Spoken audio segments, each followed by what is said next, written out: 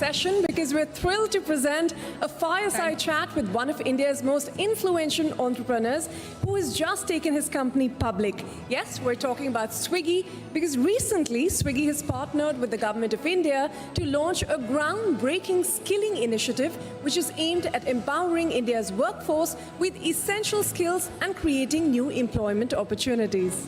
Well, the Swiggy Skills Program is aligned with India's Viksit Bharat 2047 vision, and it reflects how Swiggy is shaping the future, not just through digital innovation, but through meaningful societal impact. To take this discussion ahead, I invite Shireen Bhan back on stage to explore how this Swiggy Skills Program aligns with India's 2047 vision, empowering the workforce and creating opportunities that will contribute to India's long-term economic transformation. Ladies and gentlemen, please join me in welcoming Sriharsha Majety, the co-founder and group CEO of Swiggy.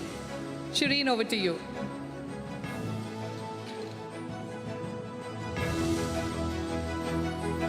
Thank you very much, ladies and gentlemen. I'm just going to read out some numbers for you.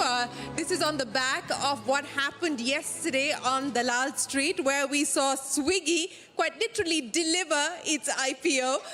So Harsha, it's great to have you here. 1 lakh crore rupees on day one of listing. That was the market cap that this gentleman and his team managed to deliver yesterday on the Dalal Street. A big round of applause, ladies and gentlemen, for Harsha and the team at Swiggy. 5,000 employees have become crorepati's. 11,000 crore rupee IPO saw bids of over 40,000 crores. So once again, from all of us here, Harsha, congratulations. I'm not going to start by asking you about the numbers that you think I'm going to ask you about. What time did you finish partying last night?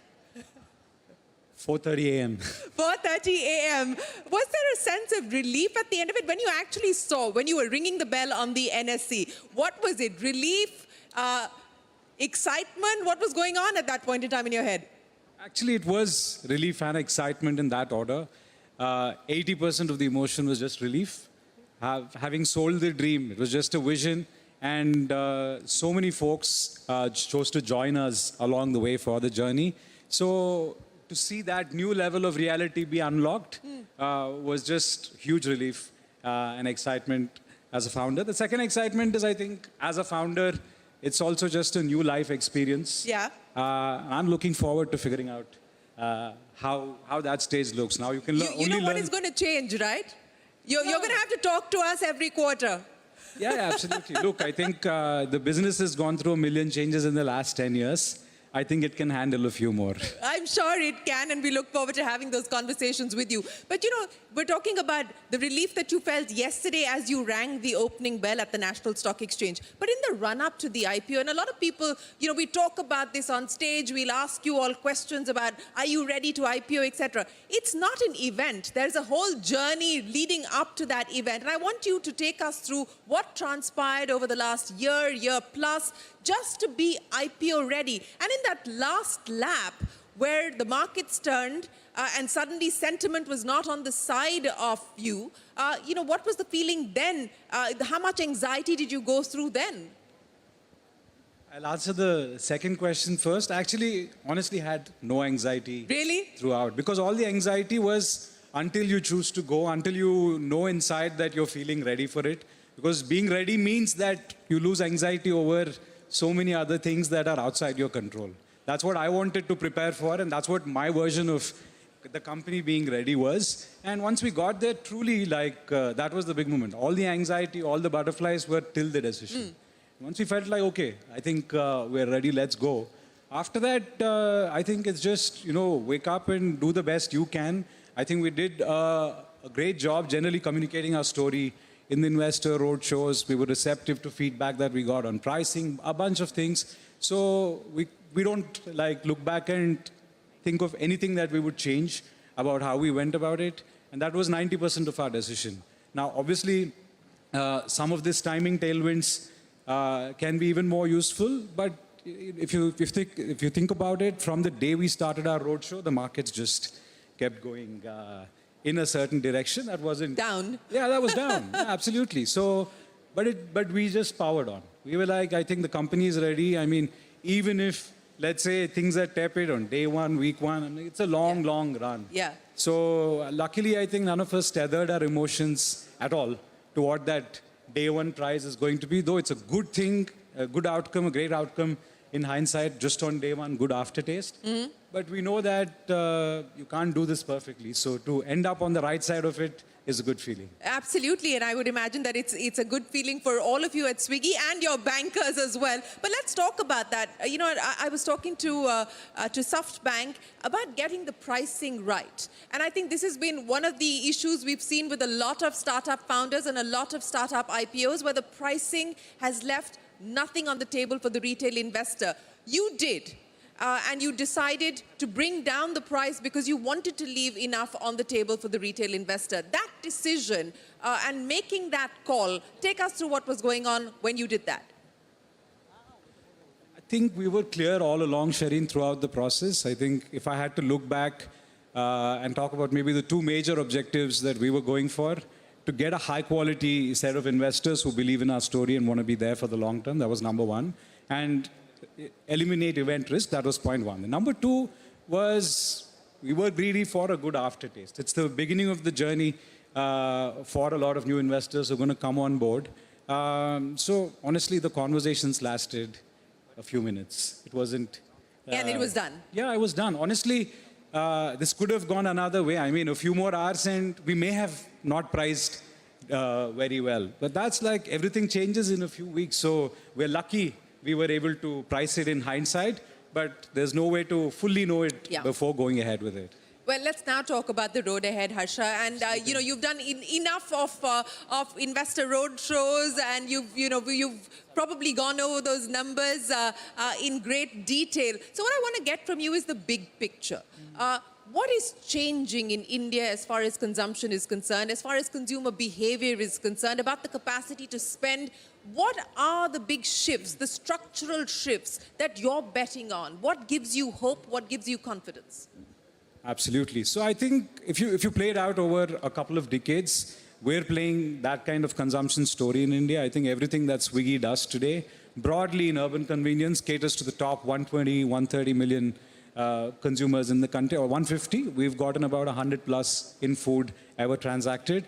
But I think that is only going to go up, up, up. If the country's economic growth is going to be strong, GDP per capita is expected to be good, we ride on rails that benefit significantly from these categories, from these tailwinds. For example, like if, let's say, the GDP per capita goes up, discretionary income falls first into the restaurant industry where we're building on top of. Yeah.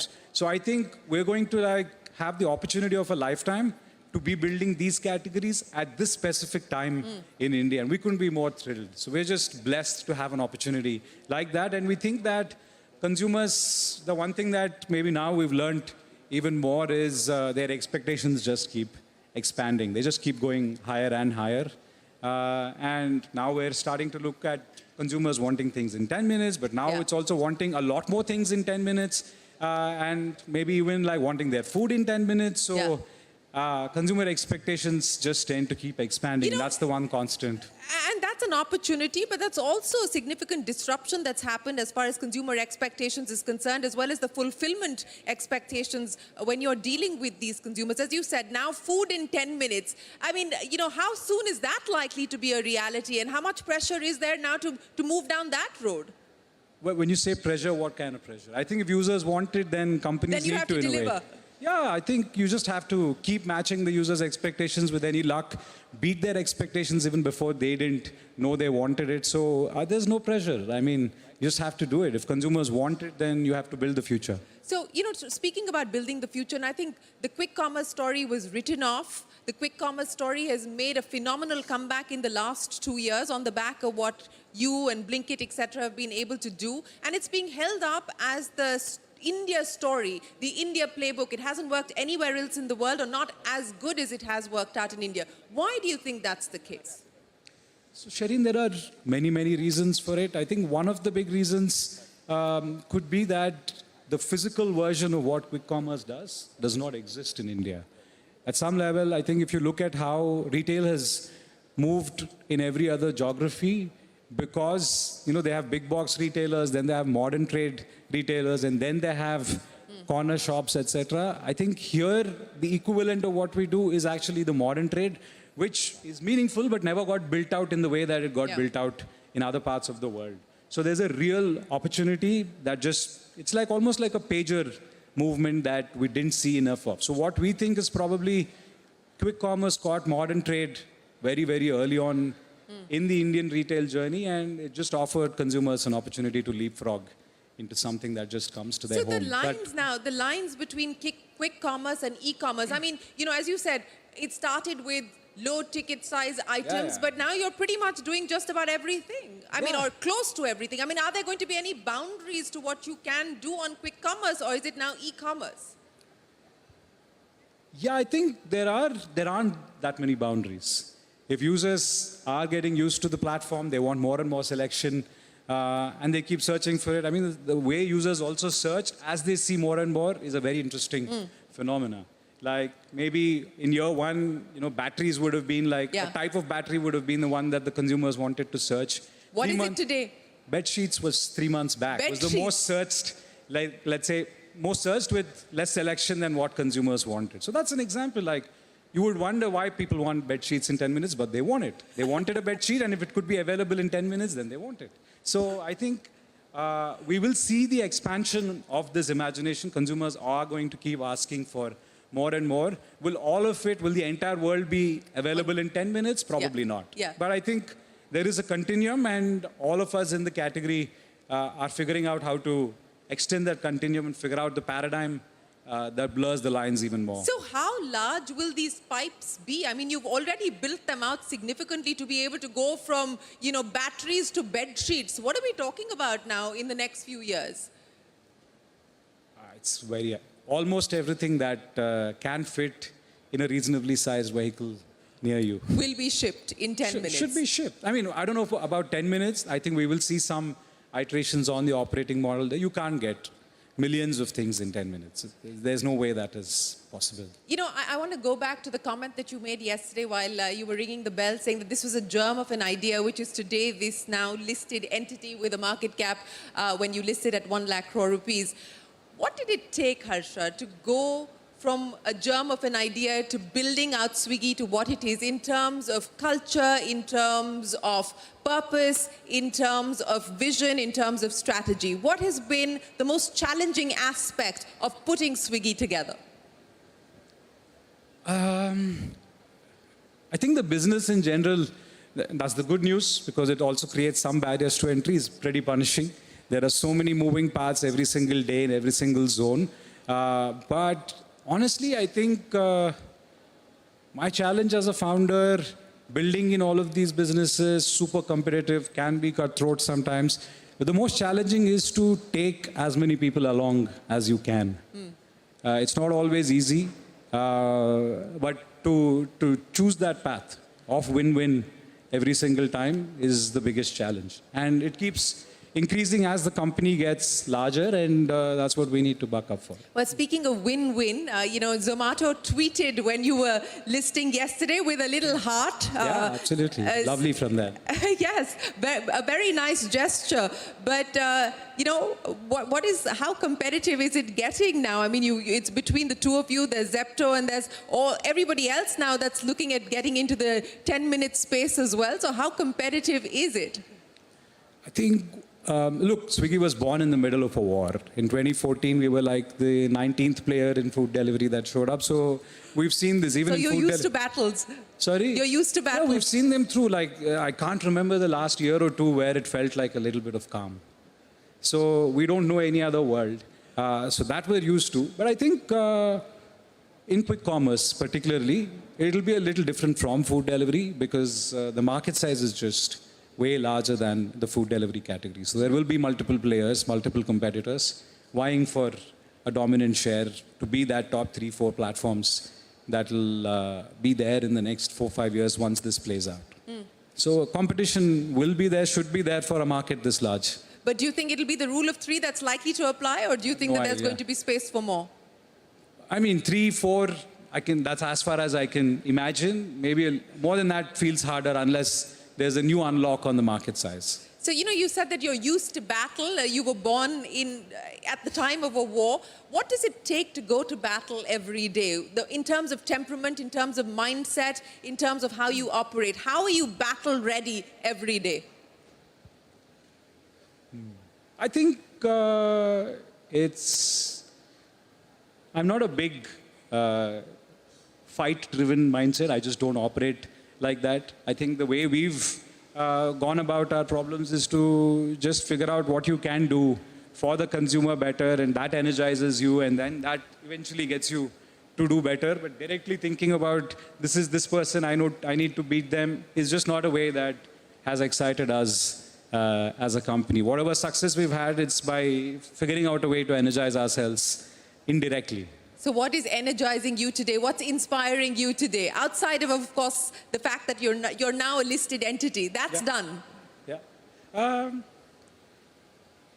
No, I'm just really, really energized by this next wave of, what we can do for two reasons. One, in the short term, I'm really excited and curious about our life as a public company. The first 1-2 years are going to be very different once you get a hang of how this is. So there's that childlike curiosity that we'll have about this for the next few quarters. Do you feel at all like it's going to constrain you?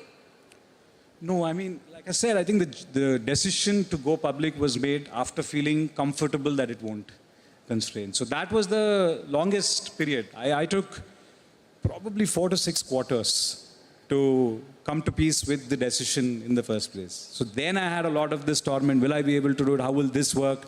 Then you're also looking at our peer companies and their trials and tribulations in the stock exchanges. And then you have to live through that vicariously, and then you're like, yeah, I think this too shall pass. We'll see it. Are you on Twitter or off Twitter?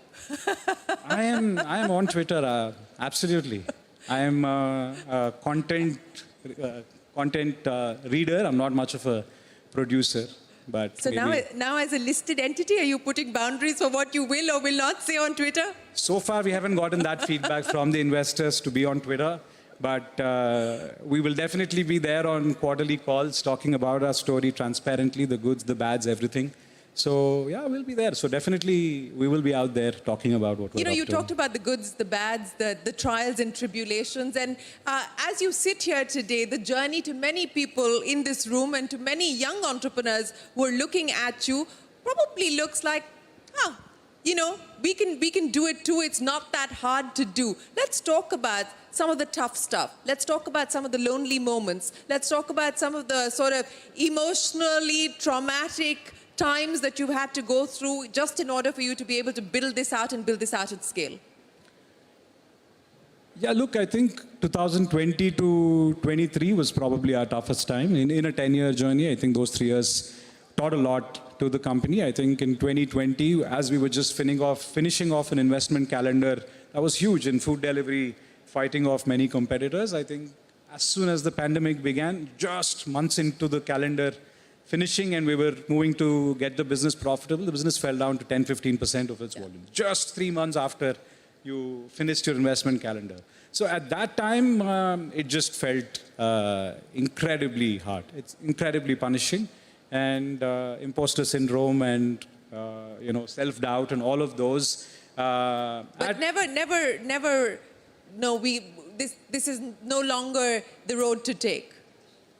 No. I think I just love the overall mission statement of the company so much that that is enough to overcome any of these trials and tribulations. And imposter syndrome. Yeah. No, I mean imposter syndrome as well, yeah. I mean, see, imposter syndrome is a different one. That is just me. But the company is the company. So, yeah, that's perfectly fine. I think we'll just keep choosing this road because we love this road. We think India needs it. I talked about it even in our IPO speech yesterday. I genuinely believe that the next 2 decades are going to be incredible for Indian consumers, India's economic growth. But I think we should not just get economic growth. We should enjoy it.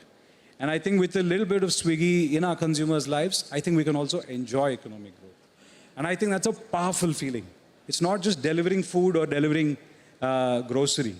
I think we power a lot of dreams indirectly by not having to do the things that maybe you didn't need to. And that is not lost on me. Every time, maybe, especially it's a high-frequency incidents in Bangalore, you're out there, you're seeing the traffic out there sometimes. Yeah. And you're like, oh God, I love what we're doing. And given how high-frequency traffic is in Bangalore, then I have many moments to thank Swiggy. what we're doing, our role, in helping shape the India of the next 2 decades. Well, you certainly are helping shape the India of the next 2 decades. But, I also want to understand from you, in terms of the community that's built around companies like yours, the delivery partners and so on and so forth. And it's punishing and grueling being on Indian roads in our weather conditions, with traffic being what it is. I mean, how do you bring joy into their lives as well? I mean, do you think about that? Oh, 100%. I think when I said win-win, I think without the ecosystem being happy, I don't think companies can run for too long. And absolutely, I think every day we wake up, we have to keep figuring out how to, grow driver earnings by a certain level, how to improve the ease of doing the job, how to eliminate support issues, tickets. All of these are big pain points. So that's an everyday living, breathing thing. I mean, even if you look at, let's say, some of the surveys on Fair Work, etc., we've done really, really well. And that's because we actually spend a lot of time figuring out how to make lives better. But honestly, the whole platform workers or gig economy is all of 12, 13 years old. Compared to traditional employment, that is probably like tens of thousands of years old, if not even longer. So I think along the way, like this is the 0 to 1 of, let's say, how this works. So as companies in this space, we're also learning every year how to do this better, that better, but we're absolutely on it. Not a day goes by without thinking about this. Not a day goes by without thinking about it. So the next 5-year vision, Harsha, for Swiggy, the new opportunities as well as priorities. I think the next 5 years are, again, going to be a little bit more of the same. We now, between the 3 businesses that we have, food delivery, Instamart, and Dine Out, I think each of them have very strong growth headroom for the next 5 years. I think it'll take a lot more innovation to pop open new use cases, make things more affordable for consumers. That's one train. The stuff that is in flight, I think you'll see a lot more of like innovation to pop open new use cases. That coming from our stable for sure. And I think in terms of new businesses, we're always tinkering and putting new stuff out there. Even earlier this year, we launched something called Rare. It's in private beta in Bangalore. But again, everything you see coming out of our stable speaks to the mission statement. We wanted it to be a little bit more of a private members club that is hyper-convenience for a smaller part of the audience that we operate in. So everything that you see keeps aligning to this mission statement of unparalleled convenience for urban Indians. So even the next 5 years will be the same, I have no doubt. Are you taking a break? No. No? I can't wait work. to get back to work now. Harsha, it's been an absolute pleasure. Congratulations once again to you and Thank the you team so at much, Swiggy. Sherry. Thank you very, very much for joining us here this evening. Ladies and gentlemen, a big round of Thank you applause so much. to Sri Harsha Thank Majety you. and the team at Swiggy. Thank you very, very much.